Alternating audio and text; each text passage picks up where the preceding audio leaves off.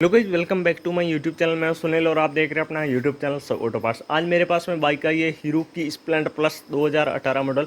तो इस बाइक के अंदर समस्या आ रही है वायरिंग की। तो इसके अंदर क्या हो चुका है, ये जो फ्यूज़ है पूरे इस प्रकार से गर्म हो चुके हैं और इसका जो पूरा रबर है वो इस प्रकार से गल चुका है। तो मैंने इसके अंदर एक और फ्यूज़ चेंज किया तो भी इसी प्रकार से प्रॉब्लम आ रही थी। तब मैंने इसका जो प्रॉब्लम है वो तो निकाल दिया, परंतु आपको मैं प्रॉब्लम इसलिए बता रहा हूँ कि आपकी बाइक के अंदर ज़्यादातर इस प्रकार से बारिश के मौसम में प्रॉब्लम आती है। तो आप भी हो सके तो इस वीडियो को देख के सॉल्व कर सकते हैं। तो चलिए करते हैं वीडियो को शुरू। वीडियो अच्छा लगे लाइक कर दो, चैनल पे नए तो सब्सक्राइब जरूर कर देना। तो अब इससे इस प्रकार से अगर आपकी बाइक के अंदर फ्यूज़ उड़ रहे और नहीं तो क्या है वायरिंग की स्मेल आती है, तो आप किस प्रकार से चेक करके वायरिंग को सही कर सकते हैं। तो चलिए करते हैं वीडियो को शुरू। तो इसके लिए हमारे को क्या करना, मैंने इसके अंदर 2 फ्यूज़ और डाले हैं। तो अभी तक ये फ्यूज़ सही है और गर्म भी नहीं है क्योंकि इसका स्विच है जो बंद है। तो अब इसको चेक किस प्रकार से करते हैं वही देखना है। तो आपको क्या करना है, अगर देख लीजिए हमने फ्यूज़ डाल दिए और स्विच को हम जैसे ही ऑन करते ही अगर ये वाला फ्यूज़ जाता है तो हमारी जो मेन लाइन होती है, जैसे कि इस स्विच से ये जो रेड कलर का वायर है सीधा लॉक के वायर के अंदर जाता है और उससे लॉक के वायर से रिटर्न इसके अंदर करंट आता है। ये जो आप देख सकते हो अपना जो रेड के ऊपर ब्लैक पट्टी का वायर है, अगर इसके अंदर करंट आ रहा है तब तक इसमें ये फ्यूज़ जो उड़ जाता है। तो हमारा ये वाली लाइन है रेड कलर की, इसको चेक करना है। अगर दूसरे वाला फ्यूज़ गर्म होता है तो हमारी जो बाइक के अंदर लॉक से आगे दिक्कत है, लॉक के पीछे कोई भी दिक्कत नहीं है। तो अब इस बाइक के अंदर कोई दिक्कत नहीं है, आप देख लीजिए हॉर्न बज रहा है, सेल्फ से स्टार्ट हो चुकी बाइक प्रॉपर है और एक साइड का इंडिकेटर भी जल रहा है। तो समस्या कहाँ पे वही दिखाने वाला हूँ। तो मैंने देख लीजिए स्विच ऑन कर दिया, कोई भी दिक्कत नहीं है। तो ये दिक्कत कब आती है, जैसे कि बाइक के हैंडल के बार के ऊपर आप देख सकते हो 3-4 स्विच है, इस साइड भी है और ब्रेक भी हम यूज़ कर रहे हैं। तो ये जो एसेसरी होती है इसके अंदर जो भी करंट का वायर होता है वो कहाँ पे भी बॉडी के ऊपर आपका टच है। तो उसको चेक किस प्रकार से करते हैं, जैसे कि हमने हॉर्न बजा दिया और फ्यूज़ हमारा गर्म नहीं हुआ काफ़ी देर तक, तो हमने काफ़ी देर तक इसको बजा के रख दिया तो भी वायरिंग के अंदर दिक्कत नहीं आ रही। तो समझ लेना हॉर्न की वायरिंग सही है और सेलअप भी हमने यूज़ कर लिया, ये भी प्रॉपर काम कर रहा है। तो सेलअप और हॉर्न की वायरिंग सही हो चुकी है। अब बात करते हैं ब्रेक की। तो हमने क्या करना है, ब्रेक दबा के रखना है और इसकी जो ब्रेक लाइट है उसको काफ़ी देर तक लगा के चेक कर लेना। अगर ब्रेक लाइट दबाने के बाद में हमारा जो फ्यूज़ है ना ही गर्म होता है ना ही उड़ता है तो ब्रेक की लाइन भी सही है और पीछे की भी आपको चेक कर लेना। ये देख लीजिए, तो इसके अंदर भी दिक्कत नहीं है। अब हमारे को बारी आती है इंडिकेटर की। हम जगह जलाते हैं इस साइड के इंडिकेटर, तो इसके ब्लिंक नहीं कर रहे, हो सकते हैं इसका जो प्लेसर है इसके अंदर दिक्कत हो सकती है, परंतु ये इंडिकेटर जल रहा है, कोई भी समस्या नहीं है। तो अब इंडिकेटर जला के आपको ये काम करना है, जैसे कि आपने ब्रेक यूज़ कर दिया, ये मैंने ब्रेक लगा दिया है और इसके साथ में आपको हॉर्न भी लगाना है। अगर आपका ब्रेक लाइट जलने के बाद में आपका हॉर्न के अंदर जैसे कि थोड़ी आवाज़ कम और थोड़ी दिक्कत आती है तो समझ लेना तो हो सकता है ब्रेक की लाइन के अंदर भी प्रॉब्लम हो सकती है। इसके बाद में हम ऑन करते हैं इंडिकेटर। तो इंडिकेटर के बाद में भी हमारा हॉर्न को चेक कर लेना है प्रॉपर काम कर रहा है।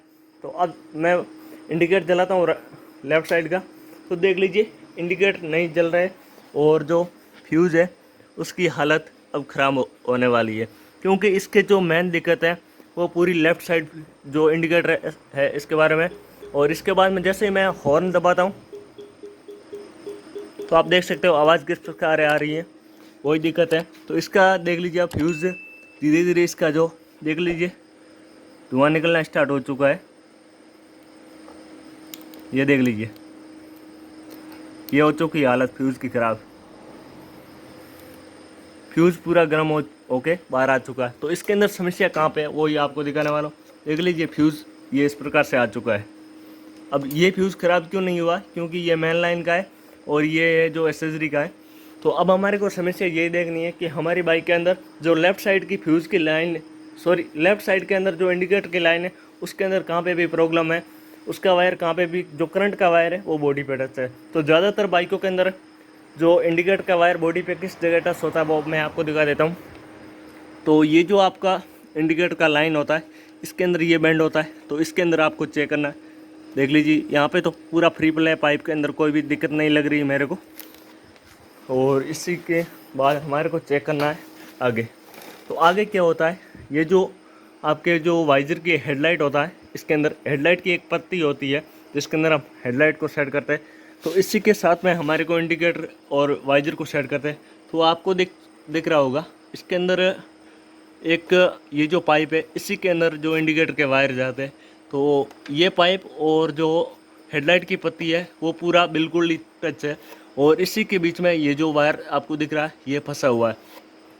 मैं आपको ऊपर की साइड से दिखा रहा हूँ।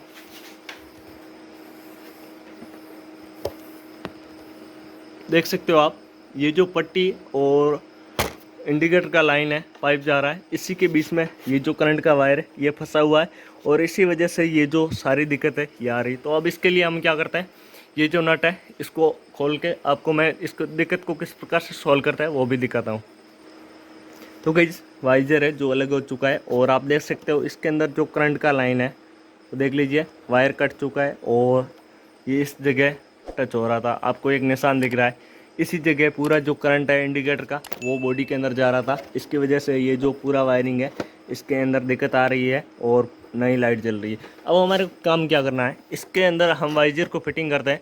तो आपको क्या करना है, ये जो पाइप, अब जैसे कि आप आफ्टर मार्केट इंडिकेटर डलवाते हो ओरिजिनल के अलावा बाद में, तो उसकी थोड़ी क्या है, ये जो पाइप है ये लंबी ज़्यादा आती है।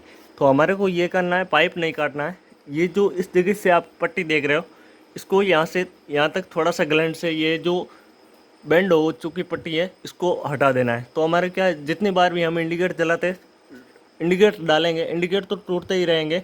तो क्या है, ये जो पाइप है इसको नहीं काटना पड़ेगा। तो ये इतना भाग हम निकाल देंगे ना, तो जो हमारी समस्या है वो पूरी सॉल्व हो जाएगी। 2-3 बार इस प्रकार से मेरे पास में केस आए हुए हैं, ये जो वायर है यहाँ पे टच हो जाता है, और कई बार बाइकों की पूरी वायरिंग ही जल जाती है इसकी वजह से। तो अब आपको मैं फिर से इसको चेक कराता हूँ, और फिर से मैं इसका जो एक फ्यूज़ है वो नया डाल के आपको दिखाता हूँ।